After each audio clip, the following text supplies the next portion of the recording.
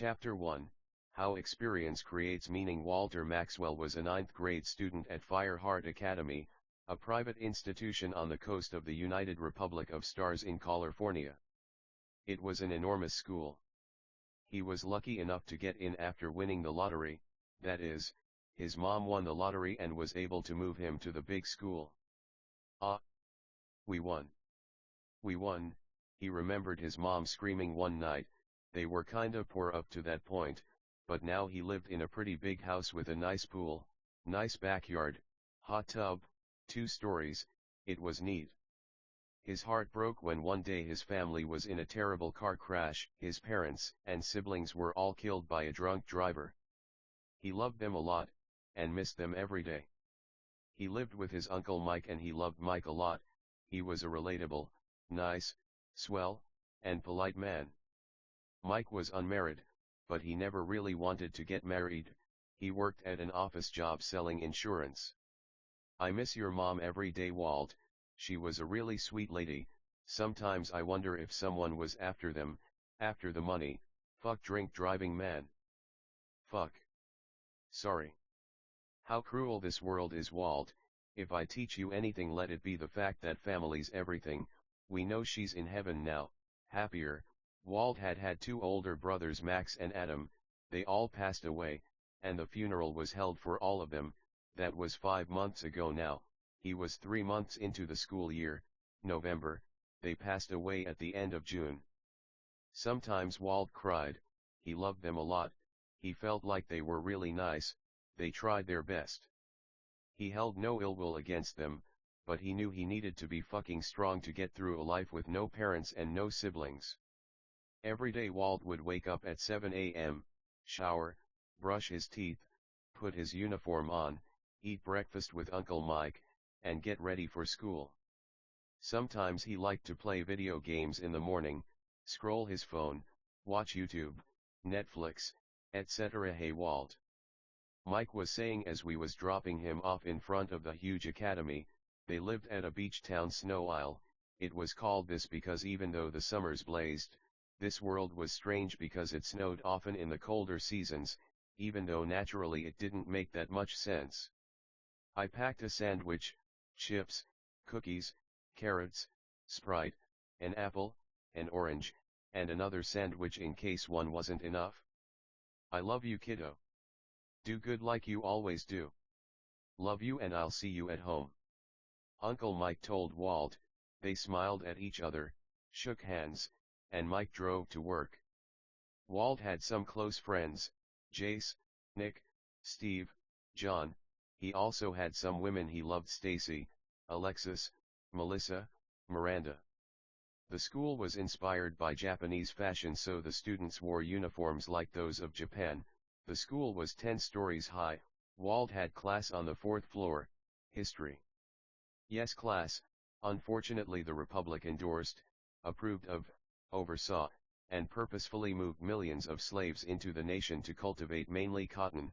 They were treated with terrible, awful, furious, mad, fury, and the boiled and swelled into what we call the Civil War, which I'm sure you all have heard of. During the Civil War we lost many Starians, the most of any war, but this war eventually ended slavery, which was a start, but African Starians still had a long, difficult, mean, rude, road to travel until they saw we might call a truer equality. The teacher taught about the Civil War for the whole hour and there would be a test on Friday. It was Monday, November 1st. Walt liked this class because Stacy was in this class. After class they got to talk for a bit. Hey Stacy. How are you? Walt was black and Asian, 5 feet 6 inches, clear skin, skinny, and he also had a broken tooth he wanted to fix eventually. I'm okay, Walt.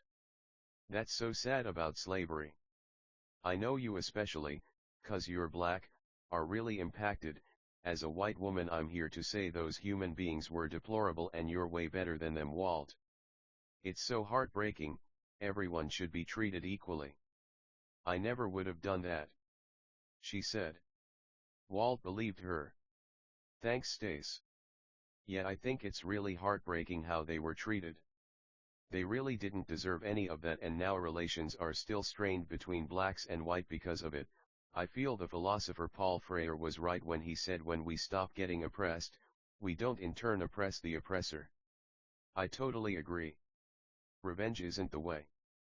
I know a lot of human beings are still like that, but there are white human beings like me who aren't racist at all and love human beings of any color. You look cute today, Walt. How about a kiss, cutie? Walt blushed. He liked Stace a lot. He didn't have sex, he felt he was too young, Stace too, but he felt like kissing was fine, so they made out. They talked some more, then Stace went to her next class and Walt went to his next class on the second floor, math. He had this class with Lex. Yes, class, so basically what we want to do is find out what X is. We can do this by obviously treating both sides of the equal sign the same until we get everything to one side to make it clearer what our missing number is. The teacher went into the intricacies and complexities of algebra and Walt took notes while he sat next to Lex. They chatted here and there, but not enough to get in trouble. Walt liked that him and his friends practiced abstinence, that way he wouldn't get jealous because he knew they didn't intend or like purpose to date anyone. There was also a test for algebra on Friday. 2 class down, 4 more to go. Walt and Lex talked after class. Geez. Talk about obvious, am I right? I knew all this stuff. When is this ever gonna come up in real life, Yano? I feel like algebra's really fun, but at the same time, I wanna go into business. How's this gonna help? Anyway, what are you up to, playboy? Did you make out with Stace again? I love when you kiss your girlfriends, so. I'm your girlfriend, can I get a kiss too, please? Walt loved her. He also felt bad for her because he knew how some fucking losers talked about them, but they were kind of popular, and no one important really cared, just whispers, murmurs, rumors, and gossip. Walt didn't feel bad. He liked more than one woman, they liked him too. What was there to feel bad about? They made out and Walt talked to her some more until it was time for third period. Class, what we have to know is that so much of the ocean is unexplored. There's so much flora and fauna in the ocean we might never know about. Clownfish, famous for their vibrant colors and unique symbiotic relationship with sea anemones, are fascinating creatures found in warm waters of the Indian and Pacific Oceans. These small, brightly colored fish are known for their striking orange and white stripes. They form social groups consisting of a dominant female, one breeding male, and subordinate males. Remarkably, they are immune to the stinging tentacles of their host anemone, finding protection within them. Clownfish are also sequential hermaphrodites, with all individuals being born male and the dominant one eventually transforming into a female. This dynamic not only ensures reproduction within the group but also facilitates their mutualistic relationship with the anemones. Walt raised his hand. Teacher, I'm sorry, can you please explain how these nice, neat, swell, polite, and cool critters are both men and women? No offense. I'm just kinda confused. The teacher replied, don't worry, Walt. I figured you'd ask. You ask the most questions and I appreciate that. This is a hard to understand thing, so let me explain more. Clownfish exhibit a phenomenon called sequential hermaphroditism. When clownfish are born, they are all male. Within a social group of clownfish, there is a strict hierarchy, with the largest and most dominant fish being the female. If the female dies or is removed from the group, the breeding male, which is the next largest fish in the group, will undergo a transformation to become female. This change includes physiological alterations, such as the development of ovaries and the ability to produce eggs. This sequential hermaphroditism ensures that there is always a female present to facilitate reproduction within the social group. This unique adaptation increases the chances of survival and reproduction for the group as a whole. The teacher explained it a lot more than this, but I don't want to go into detail, but Walt and Liz found the whole thing very interesting. Wow! In a typical social group of clownfish, there is usually only one dominant female. This dominant female is the largest and most dominant individual in the group. The other clownfish in the group are typically males, including one breeding male and subordinate males. If the dominant female dies or is removed from the group, the breeding male will undergo a transformation to become the new dominant female. So, while there is usually only one female at a time in a group of clownfish, the composition can change based on the hierarchy and reproductive needs of the group. How fascinating is that, Walt? I never heard something so cool before. We're like the opposite, haha. I feel like you're dominant and of course we as women submit. Clownfish live in anemones, which provide protection from predators. Anemones have limited space and resources, so competition for these resources within the group can be intense. Having a single dominant female helps to reduce conflict and competition within the group. Clownfish engage in a form of cooperative breeding, where only the dominant female and breeding male reproduce. By having a single dominant female, the group can focus its reproductive efforts and resources on producing offspring that will increase the group's overall fitness. Clownfish exhibit a complex social structure within their groups, with the dominant female maintaining control over the group's activities and reproduction. This structure likely evolved as an adaptation to maximize the group's chances of survival and reproductive success in their reef habitat. So when animals do it, it's fine, but not for us. Fuck Walt. Fuck You are my dominant clownfish, Walt. But I don't breed, so I submit, so I guess that makes sense. I think it's funny because good for them, but I could never have multitudes of men. Too fucking icky, Yano. I don't know, what do you think, Walt? Walt really liked listening to Liz. She surely had a nice, neat, cool, and amazing memory. I completely agree. And we gotta study this later. Liz nodded approvingly and they made out some. I feel like when animals do it, it's not a big deal, but aren't we like animals too, Yano? Mortal rational animals. I don't know, thanks for being abstinent and awesome, Liz. Obviously, they said in unison. They made out some and talked more until period was about to start. They were on the third floor, and Walt's next class was also on the third floor, English. In Great Gatsby, what we'll find is the love for the color green. The money's green, the lights are green, the lawns are green, also how yellow reminds Gatsby of Daisy. I want you to take a minute to write down your thoughts on the film versus the book in a Venn diagram. You will submit this at the end of class, said the teacher. After class, Walt got to talk to Miranda. I love the movie, Yano. Young and Beautiful is such a touching song. Tell me, Walt. When I'm all old and wrinkly, will you still love me? Walt kissed her and said, of course I will, and I can be abstinent now, I can be abstinent in old age. I know you'll be beautiful, but you know how hard it is for old people to make love. I know. Some dumb motherfuckers might get mad, they both said. They kissed again and hugged. I understand. I don't know how frisky I'll feel when I'm that old either, but thanks for waiting like me. Well, let's go eat. They started making their way to the cafeteria. The cafeteria was several stories high and very beautiful. There they met up with all the other women plus the men too. Jace, Nick, Steven, John, Stacy, Lex, Liz, MJ, Miranda Johnson, Victoria, and Cindy. Of course Walt had his lunch from home, but the school lunch was so nice, sometimes his friends questioned why he didn't eat the food. No need. I feel like I might eat too much if I only eat food from here, Yano. Walt said, and they agreed.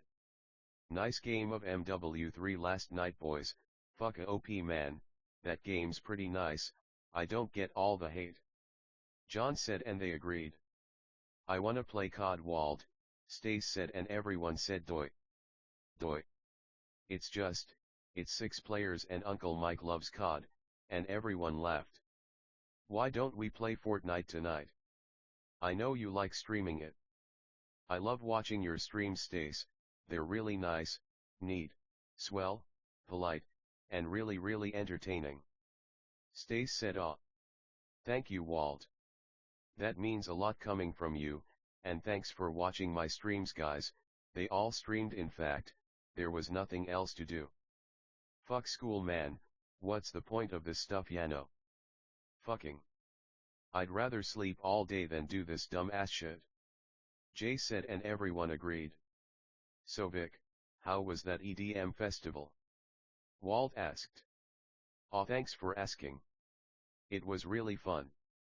I danced a lot, my uncle danced a lot. The music was wild.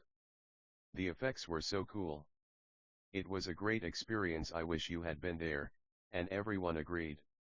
I know. I'd love to go. And how are your streams? She streamed Fortnite, Overwatch 2, Valorant, Apex etc. They're going okay. I make so much money on Twitch I could probably make it my job, and everyone laughed. Thanks for supporting so much. You have my heart, kid, so why don't you play Overwatch more? She asked. I'm no good. Walt said, and everyone said you can say that again, and laughed. Then they reassured Walt they were just joking. Walt loved OW, but it was a hard game. Vic helped him to get a lot better though, giving him tips, tricks, and advice. They basically said they were fucking dumb, which they weren't, but Walt preferred Zelda, Mario, Kirby, these kinda games. It's so nice how it snows here, I wonder why that is. Vic said. For real?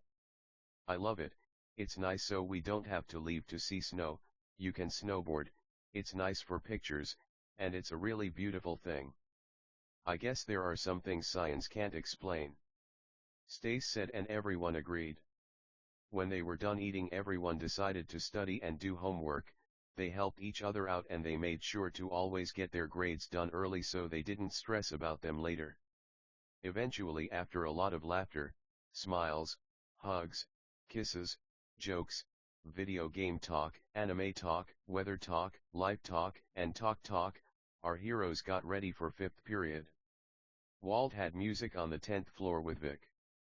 They sang choir, and today they were singing Christmas carols getting ready for the Christmas concert.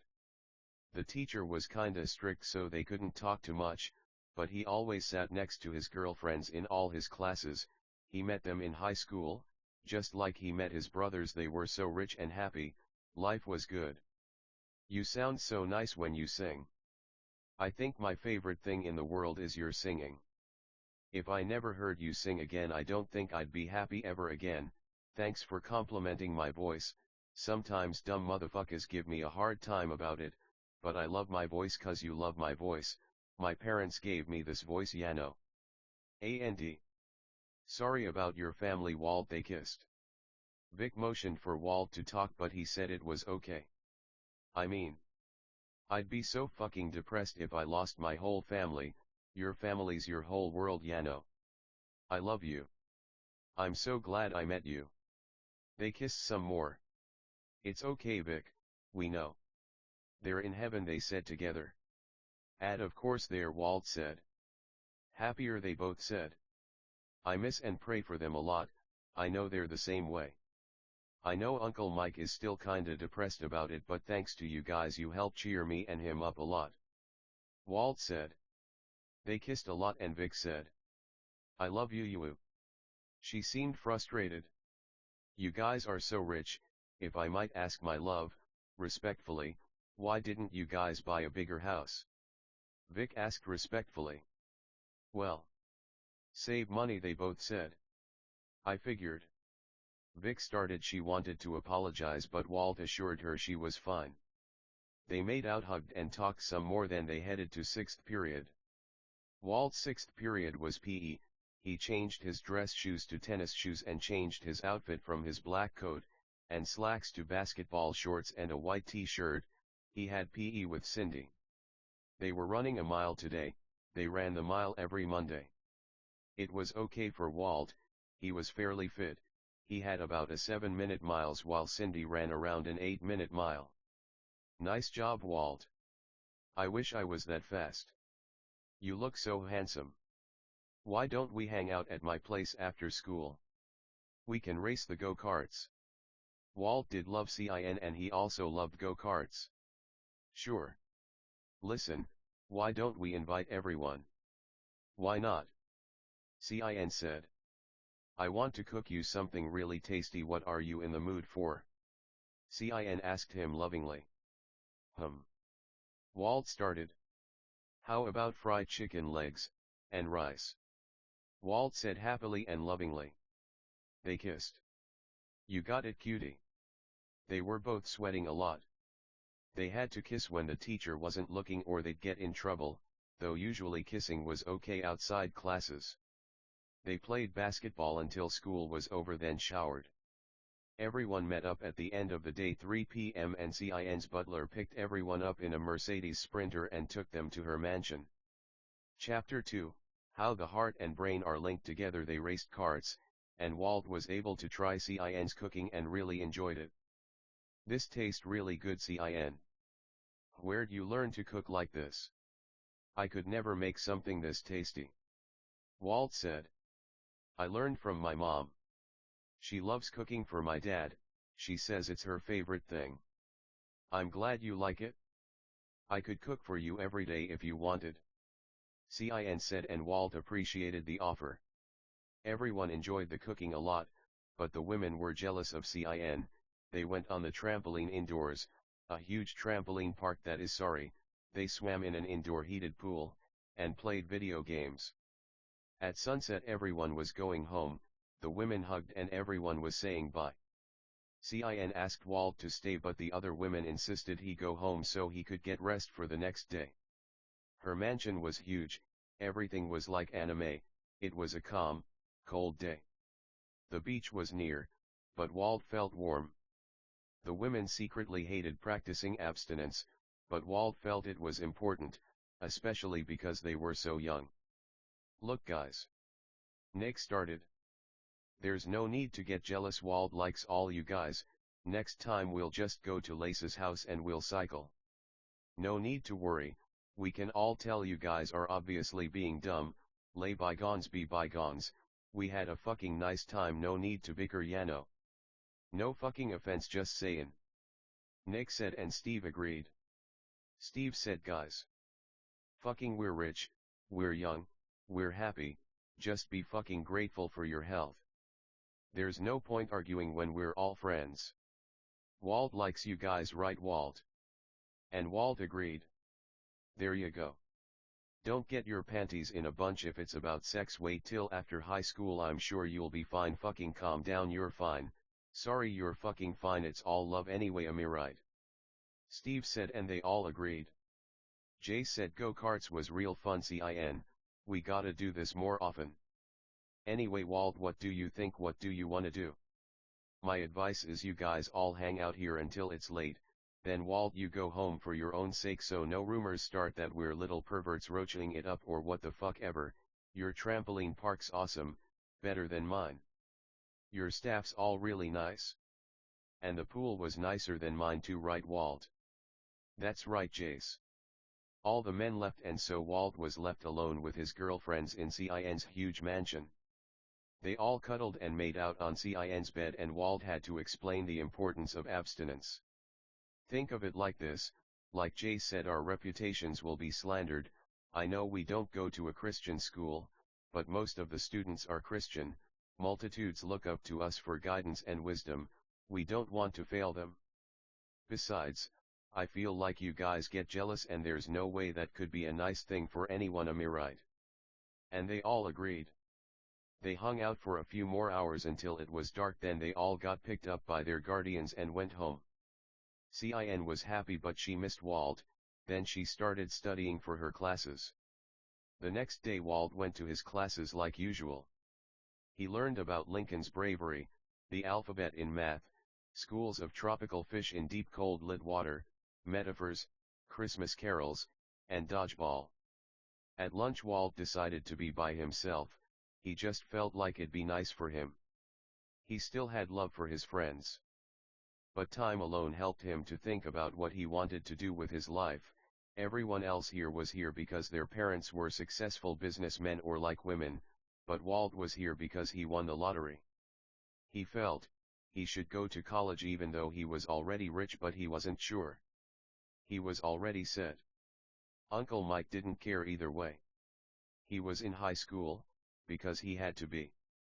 Of course, not necessarily, but he felt it'd be pointless to not at least graduate high school. He might get mocked for it later on in life, though sinners mocked everything. He didn't want to have sex, but he also didn't want to choose one woman. He was happy with a few, they were happy too. Everyone was stressed about school, studying and whatnot.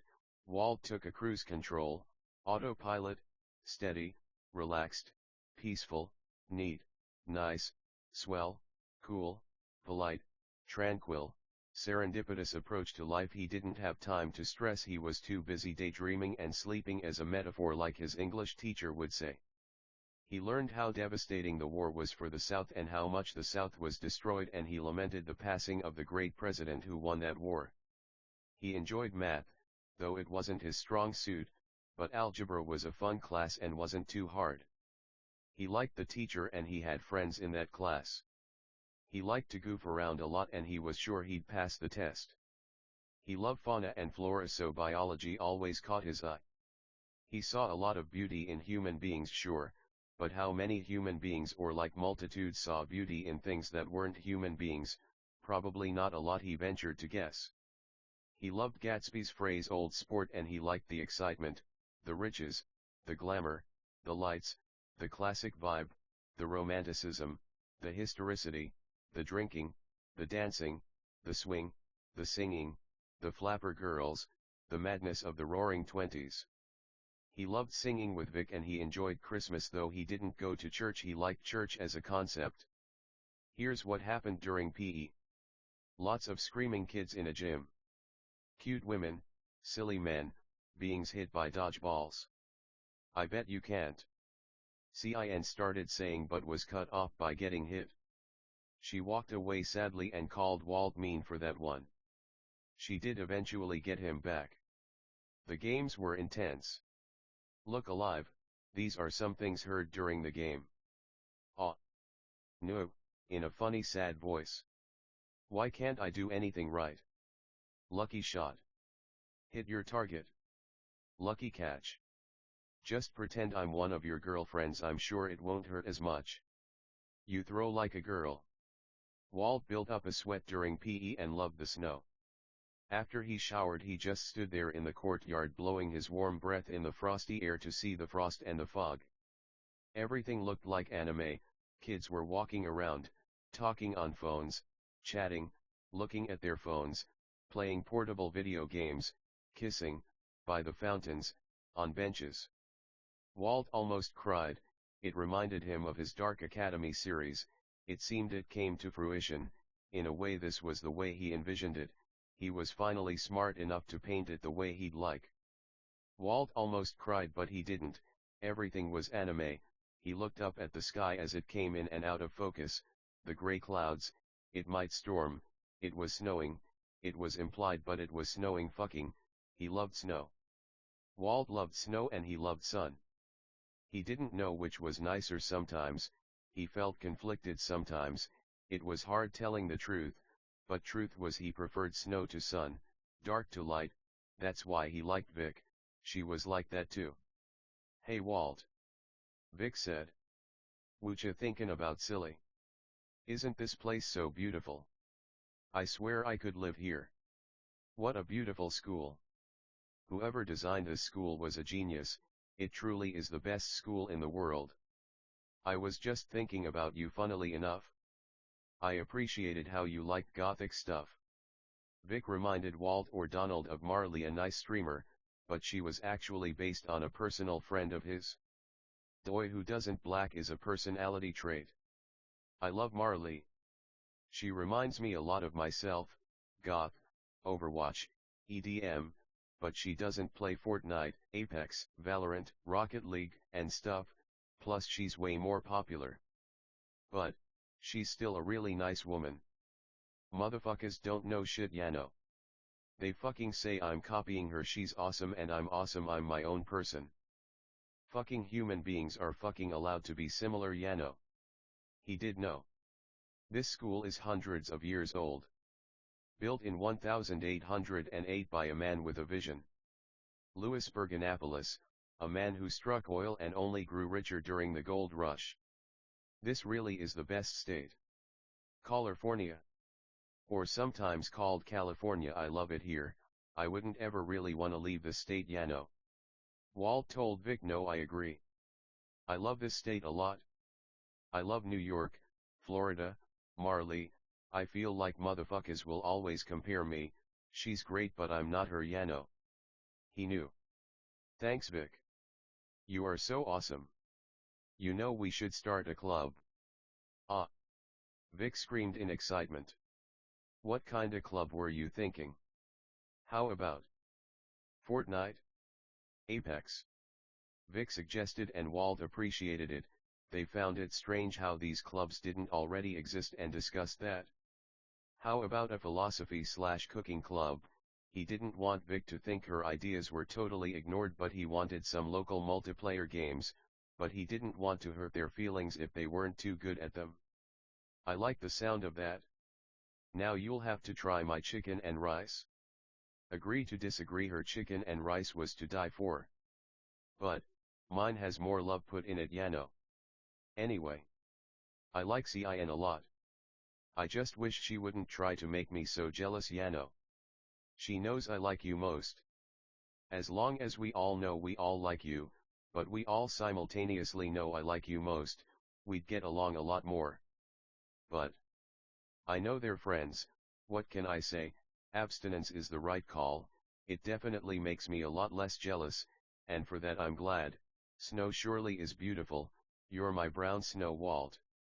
I know you like to say I'm like snow. I think motherfuckers are so stupid they say tree bitch, I know. But you're my brown or like black snow. And they made out. The school wasn't like a college, it was open until night, but it was mostly empty after school was over. Walt went to Vic's house and watched her stream Fortnite. They cuddled on her bed and listened to Eminem and watched Keikuryui. They also listened to Rawest Forest, a song about Super Mario RPG. They made out a lot but practiced restraint, and that only made them love each other more, not less. They listened to Young Genius by Lil Mabu and listened to Walt rap. His girlfriends thought he was the best rapper. They were right. They were in love. They kept kissing. They'd feel high on love. They had to fight the temptation to not be scared. They felt super high, higher than anyone could really know. They knew they'd always love each other. They designed flyers for their club and printed them out. They also remembered to bring tacks and tape so they could hang them up on Wednesday. Walt decided to sleep over cause Uncle Mike trusted him a lot and Vic's parents liked him a lot. They liked that they practiced abstinence and Walt had talked to them a lot and they liked him a lot. They also thought he was very blessed to win the lottery. They went to school together the next day, and Walt went to his classes. President Grant, math never fucking changes, lol, global warming, the deceitfulness of wealth, and the pains of unrequited love, lunch, Christmas carols, and tennis. Yeah, my family went on a cruise this summer. It was really nice. It was around Hawaii. It was amazing. We surfed, saw tiki torches, grass skirts and hula dancing, amazing spas and beaches, blue skies. It was hot. We scuba dived. It was freaking incredible. I wish you guys had been there. You would have had a lot of fun. It's very romantic. Nice sights. There was a huge dining section where the walls were glass so you could see all the fish swim by. Hopefully we can all go next summer, right guys? John said, and they agreed. It was lunch. My family one time went on this cruise from New York to England. It was a week long, and it was really fun. It was during summer 7th grade. Swim park, buffets, hot tubs, bungee jumping, an amusement park. It was really nice. I have great memories. I have a younger brother and we all had a lot of fun. I wish you guys could have went. England so nice. It's a lot like America but they like fish more than burgers. I saw the Royal Palace, Big Ben, and lots of cool parks, and tourist spots in London. I wish you guys had went. I think it would have been a lot more fun. Hopefully one day we can go. I think it'd be really nice and fun. Vic said, and everyone agreed. They took the time during lunch to hang up all the flyers for their club. They hung about 200, about 18 per person. The school had 5,000 students from 9th to 12th grade. They were all really excited for the credits they got for forming a club, but also to spend more time with each other. Vic and Walt had a lot of fun in choir. They were too scared to kiss when the teacher wasn't looking. They were afraid someone would tell. He was really nice but also super fucking strict. It was always nice for Walt to see her. He loved her and she made his days better. He then played tennis with CIN and CIN won. They worked up quite a sweat but had a lot of fun. It was funny because the weather was cold but they still sweat. That's how hard they played. Where'd you learn to play like this, Cindy? You're a serious pro. I'm really impressed. You look really beautiful today also. You do every day. I just wanted you to know 'cause you're awesome and I love you. Walt said, grunting as he hit the ball. Cindy grunted as she replied, thanks Walt, I played a lot in elementary and middle. It's actually my favorite sport. It was, and it showed. It wasn't close, and she was clearly the best in the class and it wasn't close at all. They talked more. Listen Walt. I'm sorry if I'm difficult sometimes. Is Vic mad at me? I know I was being difficult and I'm genuinely sorry and I'll try my best not to be bad again. I love you. Walt said, me and Vic did mention how you might have been nicer, but she could be, all of us really. But we all love you, especially Vic. I promise she likes you and thinks of you as a friend. CIN said, I'm glad to hear that, my love. I love you too. They were talking pretty loudly but the teacher was out of earshot, plus she wouldn't have cared, it wasn't against any rules, even if it was Walt, and any of his girlfriends were ready to donate a lot of money in the name of changing stupid rules, and they discussed it before. They hugged, kissed, and talked and Walt loved her a lot. He loved her always anyway, but he felt especially in love with her today. They showered, and everyone went to Vic's house. Walt knew the winter was making Vic sad, and though he always loved her, he loved her especially right now, and God was the same, and so God made it a bright and sunny day. She had a beach house with a private beach, so they went swimming. What Walt means is sometimes he'll write even when the beings these beings are based on are here or not, so when they get along more he's happier. When they make up, and they always do, they're always glad to see they were thought of and prayed for. They played chicken, and out of respect for their relationships the men were with men and women with women. Walt couldn't help but think how basically anyone else would have given an arm and a leg to hold his girlfriends up, when his friends would give an arm and a leg not to. They played volleyball, barbecued, built sandcastles, buried each other in sand, and had a really nice day. They also used fireworks at night like K-On! Lex and CIN sang, so they actually played some music and instruments. Stace danced. Liz loved acting. Sorry, MJ wasn't there, she was sick that day, so some other friends joined them instead. One of them being someone Max liked a lot, Maggie. She was a sweet, beautiful, and nice woman too. There were some more men too, but they came later. They were kind of tired of school, and who could blame them? School fucking sucked. From that day on they decided to do online school, but of course they could still go in person, and they could attend their regular classes if they wanted. They all slept at Vic's house, and they were glad to be able to sleep in as none of them had PE until 4th period. They had a lot of fun at lunch. They all shared some poetry at their club the day before. The women all cooked and Walt got to try all of it. The men didn't really cook except Walt, so they were thinking of adding Smash 5 and Fortnite to the club after all. Club meeting was over at sunset and the friends said bye, and Walt stayed with his girlfriends and kept kissing them. Walt went home and ate dinner with Uncle Mike, and Uncle Mike was glad to hear Walt was having fun with his friends. Walt prayed for his friends. He hoped envy wouldn't get them, but only love. They had their whole lives ahead of them and he wanted to spend that time being happy. But he was filled with love. He was always for his friends, for his uncle, a lot, for his passed away family, for his broken heart, for heaven, but mostly for his girlfriends. Even though they were the most difficult, they were the most worth it. They were all he thought about. Fuck sex. It wasn't about sex but love. Only love. Friends, food, school, PE, history, math, biology, English, music.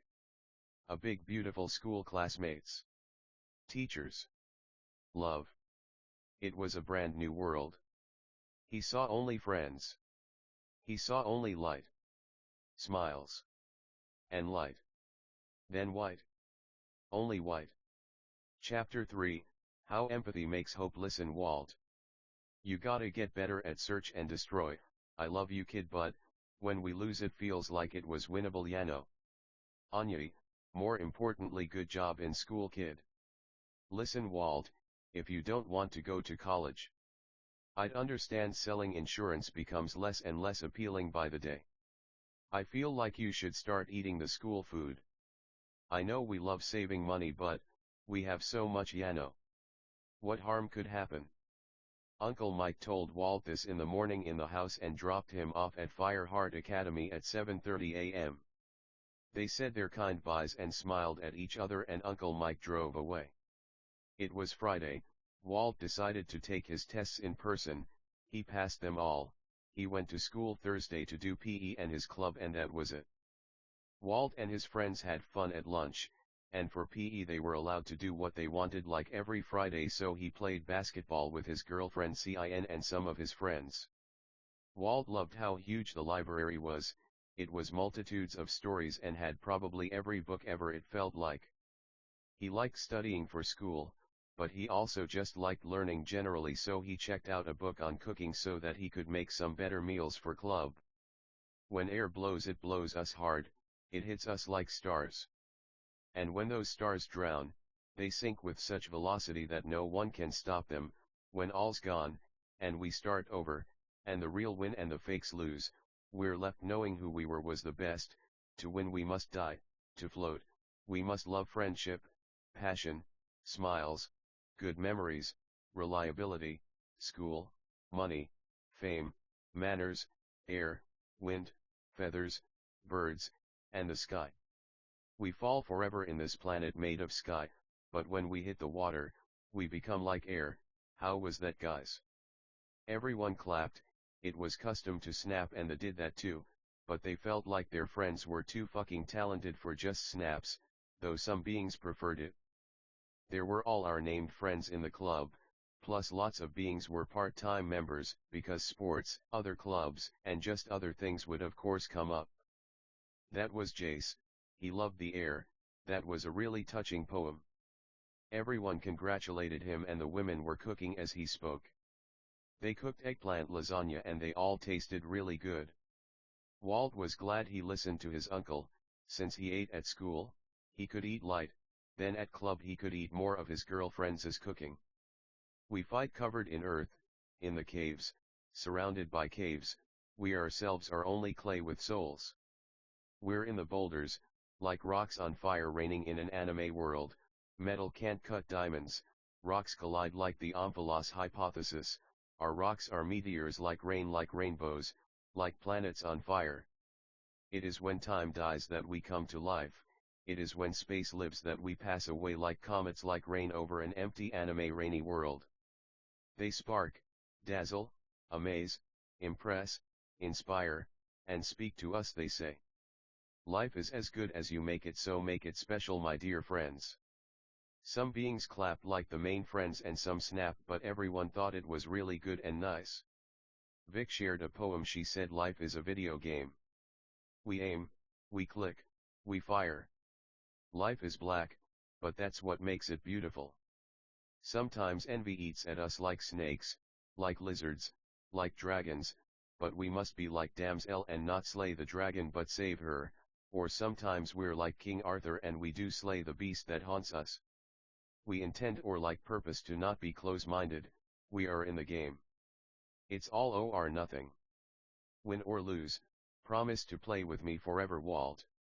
Cin, Lex, Liz. To all my friends I didn't name, know I love you the same. I have no shame, these noobs are too lame. He calls me bitch like a Great Dane. Idiots stay in their lanes. I don't do it for fame, I don't do it for fortune. Life's what we're exploring forever and ever. And forever I will always love you, Walter, I promise.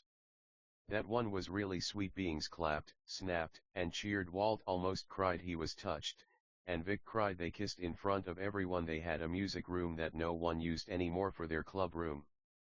There were some whiteboards on the wall. The club room was on the 10th floor at the very end of one of the halls. It had bleacher kind of seating. Windows above that. A piano, an office, and a lot of charm. MJ shared a poem. She said, music is in our hearts, what is in our heart can't leave, but it grows, flourishes, and fosters feelings of hope, empathy, music, music, music, our heartbeat is music, and our breath is silent music. When Walt tastes my food I'm happiest, taking fucking tests in the crappiest, I get ready the snappiest, and fuck a sexist. I exit the stage, I can't forget the way Walt made me feel. On a hot summer day, the sun it came, and washed away, stars that crash like planets in spades. I pray me and Walt never fade away. I thank Jace, Nick, Steve, and John, and the women helped me write that. We didn't want them to feel like we did. Love them. I trust them. I'm not found at the function. Life is a junction, where we cross paths, in uniforms. Handsome small king, buy me a ring, say it's for me. All these diamonds bring stars that boil oceans. Star bits fall like meteors. Let's go to the theater, Walt, and watch the film of our love forever and ever.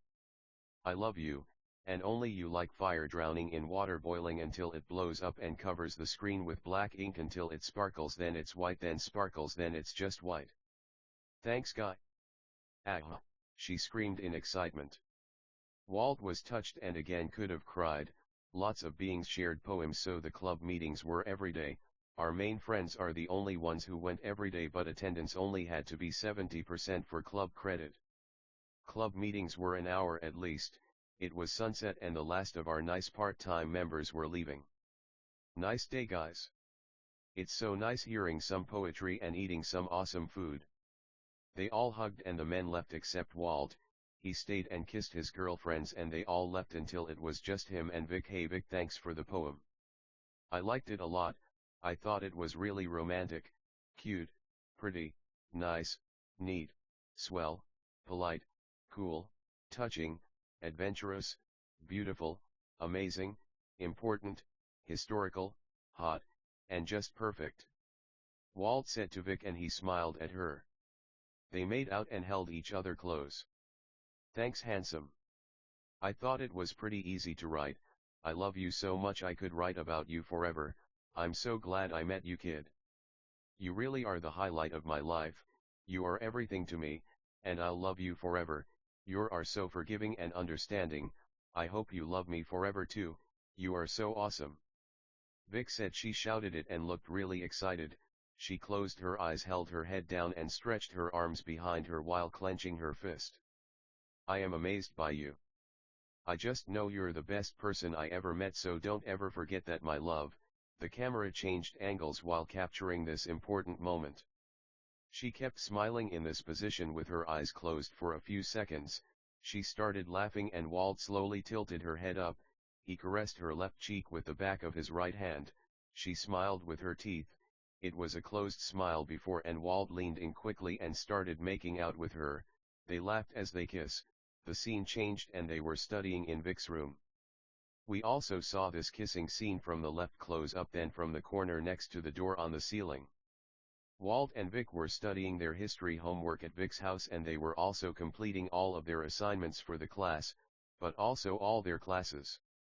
Vic had lots of stuffed animals on couches in her room. Her room was huge. Her bedstand was beautiful with 4 columns at the corners and a hollow square at the top with a cloth running over the whole thing. The bed was made with 7 pillows at the head. There were some big windows all around the room and the ceiling was glass. They were kissing and holding each other a lot. Eventually they got all their work done and just laid on her bed admiring the night stars. There's so many, it's so beautiful, there aren't enough stars to compare how beautiful you are. If I took every star and squeezed them all together, you would still be the brightest thing in the universe. I think it was so smart to start the philosophy club. Do you want to go to the football game next Friday? I think it could be a lot of fun. I mean, we're abstinent, no offense, so it's not like there's a lot to do at home. The friends eventually graduated and lived very happy lives. They went to heaven, where they stayed friends forever and they all lived happily ever after. Chapter 1, Bizarre Blizzards. One day a young man went into a golden hotel. It was so large and so big. There were waterfalls all over the walls and the floors were made of ice and diamond. He had been meanly wounded by men in shies ties just outside the hotel. They stole his wallet and all he owned. He went to the nice, neat, and swell hotel looking for salvation, but what he found was even greater than he thought. "Hello," said the receptionist. "Here's a place where all your wildest and nicest dreams come true. You only have to believe, you know, so, looks like those ruffians the Blacktails got you, not to worry." A helix of little light particles began to encircle him like a dragon or like Twilight Princess or like floating water droplets rose off the ground and began to twirl around him, but all of a sudden his wound healed.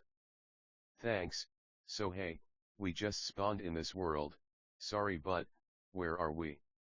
Max said. His name was Max, by the by. Smiley face. "Max, you're in the Golden Hotel of Jesus Christ. These hotels were made by Jesus Christ to protect those who wish to do the right thing. You know how hard it is in the dark mirror after all." "The dark mirror, what's that? Is that the world we're in?" "Correct, Max. Also we know your name because we know you, Max. We dreamt you'd be here. In our dream we saw you'd make this world of dark a world of light.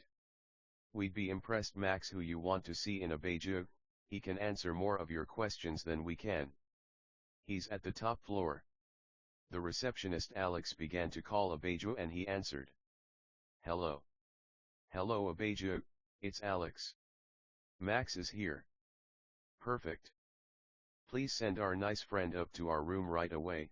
Tell him Kamina and Simone are here, but he must hurry for there's not much time until the black and white siren stops time again." "Very good, sir, consider it already done." "Bye, Alex."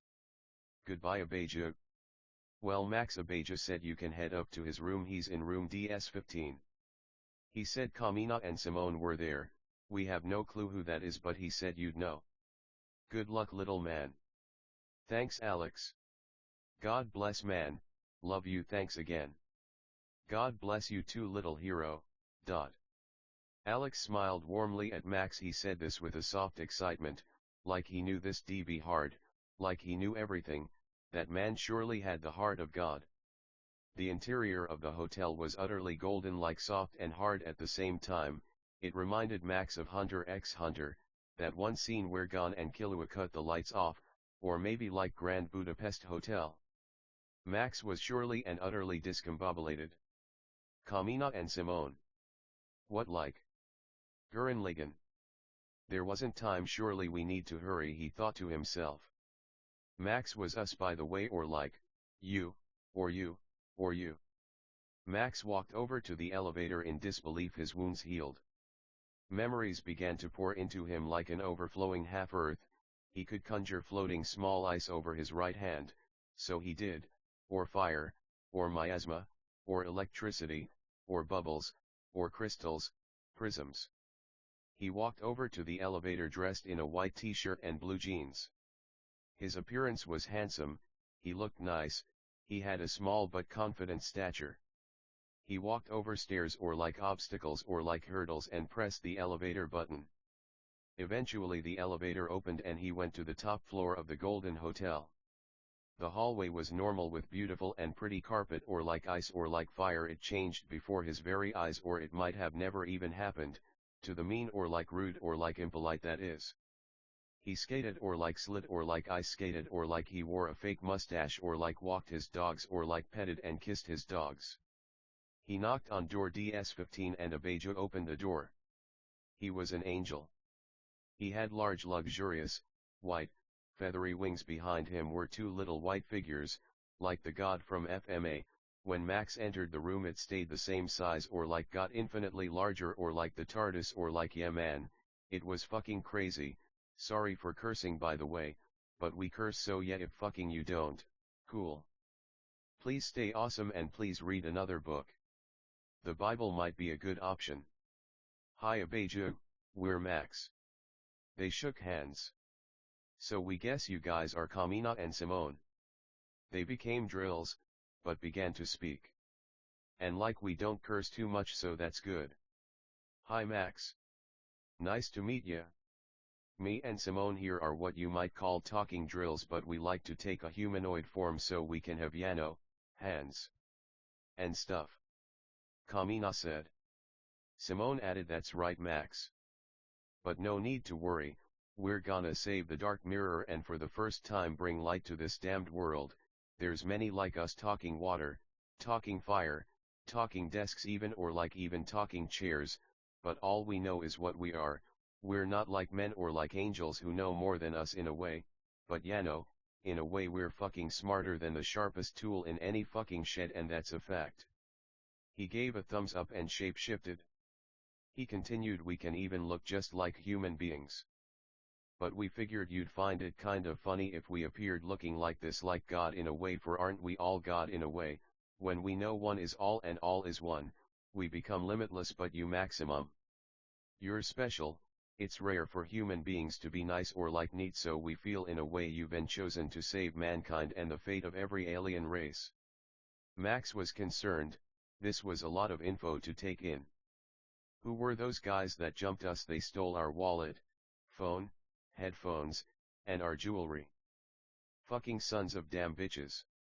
They'll pay for that. What did Alex call them? Blacktails.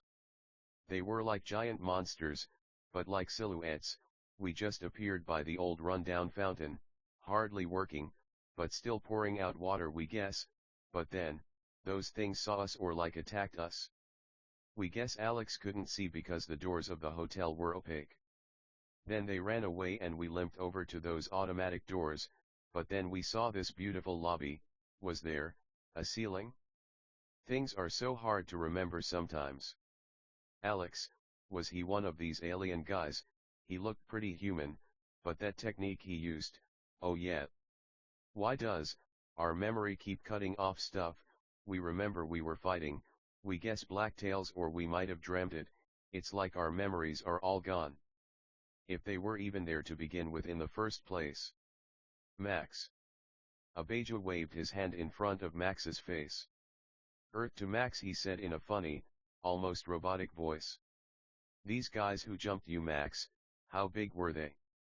Abeja said. Enormous. Max replied. They were at least double our height, they were fucking gross, blacktails huh? That's right. Abeja said in a quiet confident tone. He pulled up a digital screen or like many with pictures of blacktails with descriptions of their height, weight, where they're found, and powers.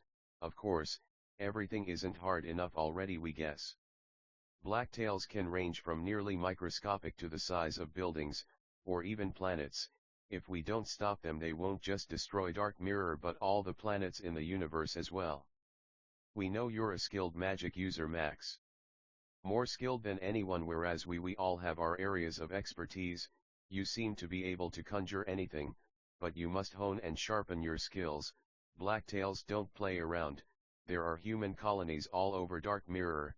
It's called Dark Mirror because it's thought there's a second half of Earth just below this so dark that there's no light there, but hopefully one day we can make the half of Earth light and make it just like this one huh? So what do you say? Can you help us Max? Abeja finished. He was a manly man, surely the kind to protect women and children. He spoke like he meant every word, like this wasn't his first rodeo if you catch our drift. Sure. Why not? We don't really know much about magic or blacktails or anything really, but what we do know is that if someone needs our help we'll help them if we can. Max said this with quiet confidence, a running theme among our heroes. Quiet confidence is knowing if someone won't listen to us if we're quiet, they surely won't listen if we yell. So listen Max, we've got a game plan for 15 Maple Avenue. We know a drug deal's going down here between the Dark Tales. We figured we bust in the warehouse, kick some ass and flush the drugs down the drain. Kamina said. He seemed happy and excited. Max was sure he was a skilled and competent warrior, someone who wouldn't back down from a fight no matter what. So no offense but like, where are the police? Max said. No police, no one really knows where this planet came from, we were notified of its existence just yesterday, that's when we figure it was made. There are small pockets of humans all over Black Mirror, they reside near golden hotels but they're so scared of dark tales, or black tales, they won't enter them, or if they do they usually don't stay long. That's what makes you different, Max. You're not afraid of these guys and it looks like you even got some superpowers there just to show 'em what for. Max laughed. We love to see it, nice people doing the right thing. We gotta admit though we don't remember much of anything, even we know it's unlikely for everyone to do the right thing in this world. That's so fucking mad to us.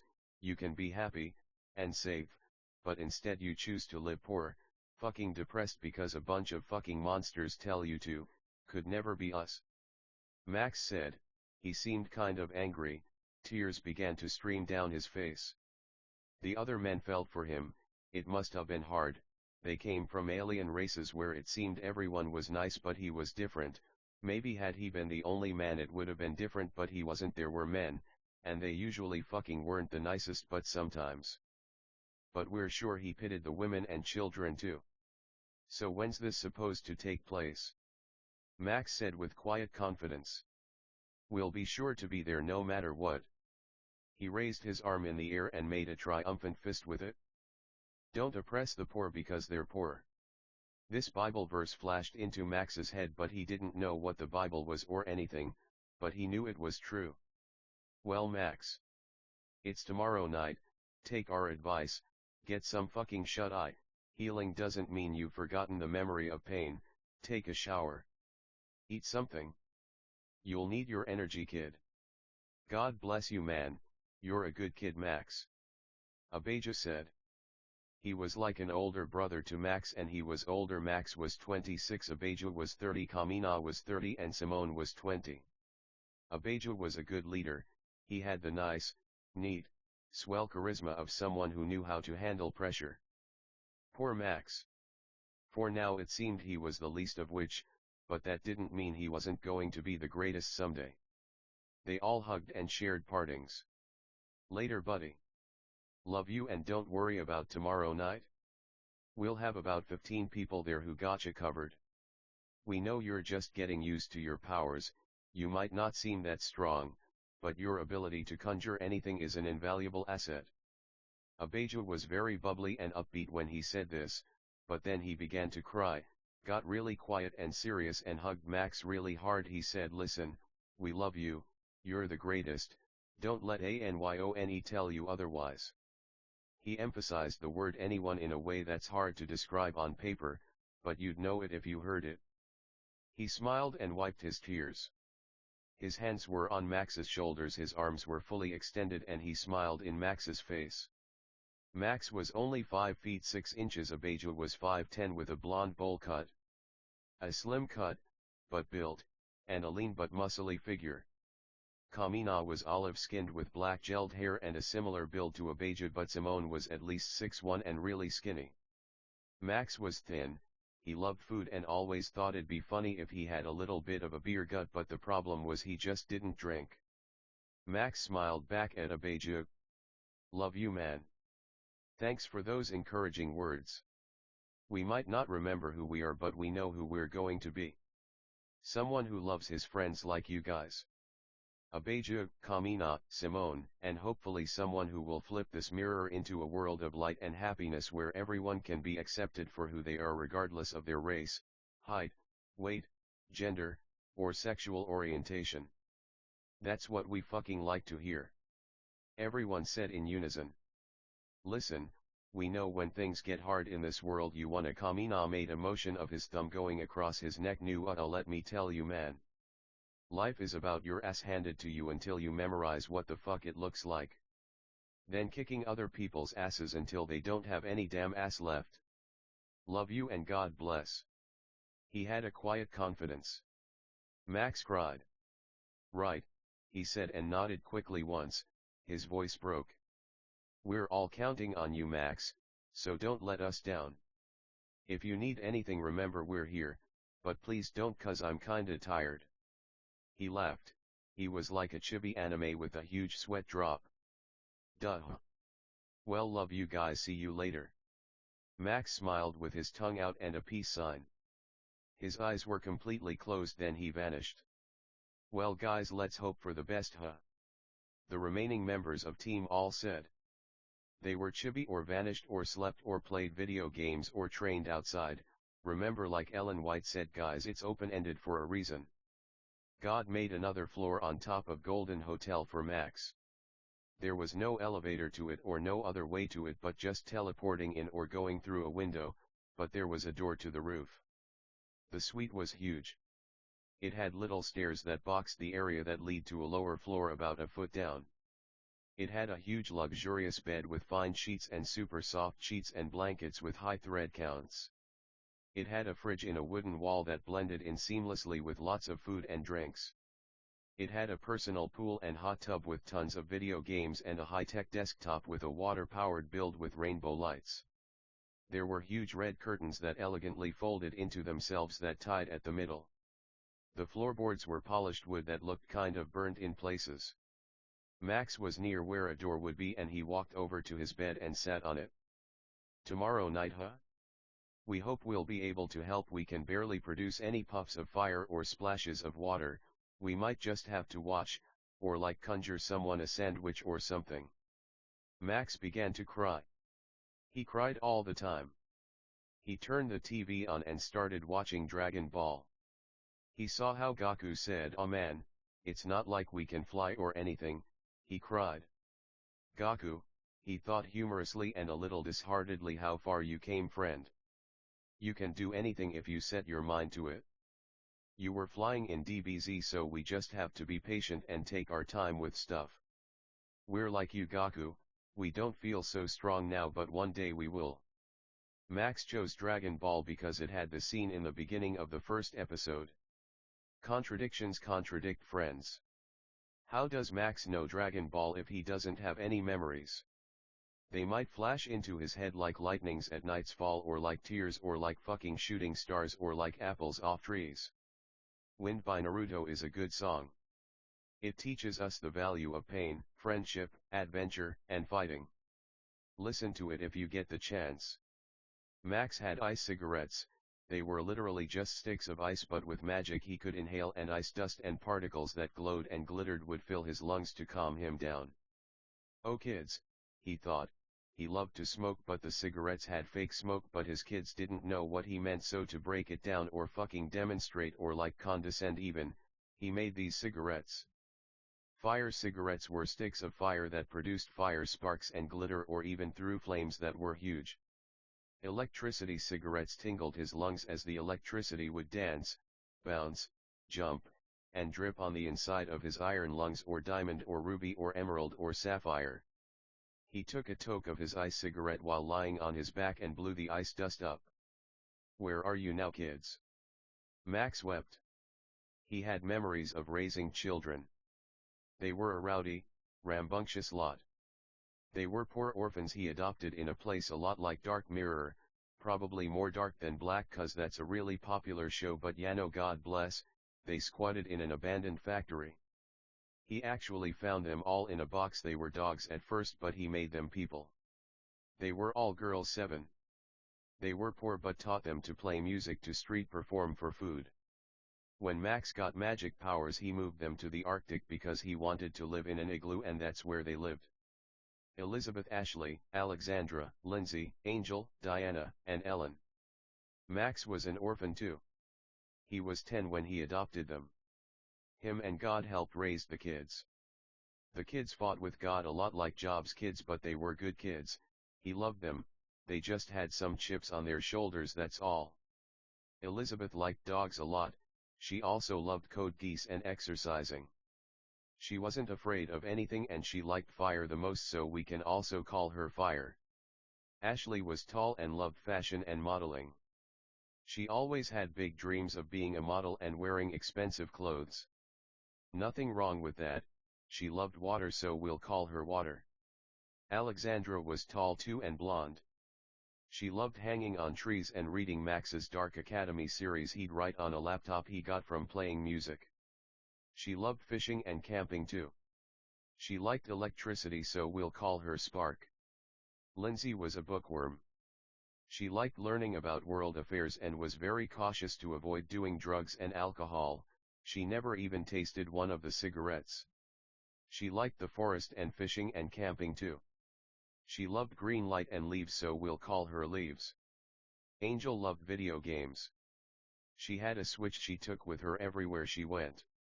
They lived near a river, so that's how they bathed. If they were lucky, they could get a fire going to boil some water to get it hotter.